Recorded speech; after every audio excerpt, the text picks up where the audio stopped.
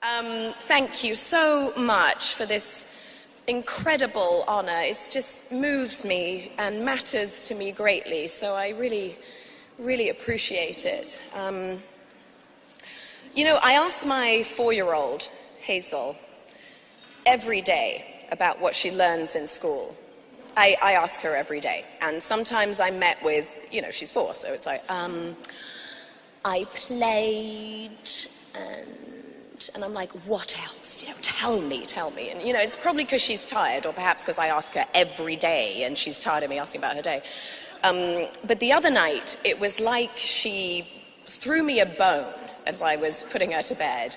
And she said, hey, Mummy, do you know how to get to Harlem? And I just sort of stared at her dumbly, and I said, how do you get to Harlem? And she goes, you take the A train, it's the quickest way. And I was like, what? And I said, like the Ella Fitzgerald song? She goes, yeah, Ella Fitzgerald. And I almost wept because Ella is like my jam, and then I discovered that she was learning about the Harlem Renaissance at 4.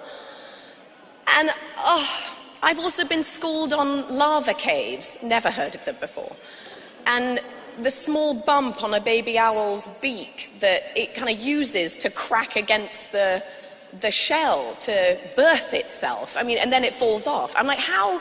This is stuff I've never heard of before.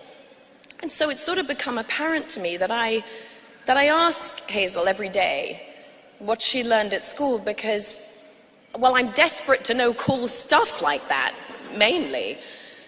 But to learn from her, and I just sort of adore the look of delight in her eyes when she realizes she's teaching me something I knew nothing about.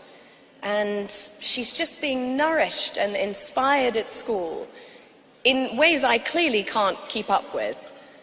And I see in her, and now in our youngest daughter, too, that they yearn to learn.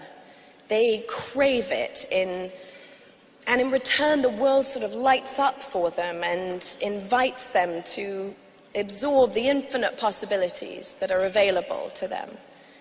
And they are lucky enough, and as was I, and as were most girls that I knew growing up, that your dreams were not ever going to fall on deaf ears, and that your thoughts and your voice mattered and could make a difference.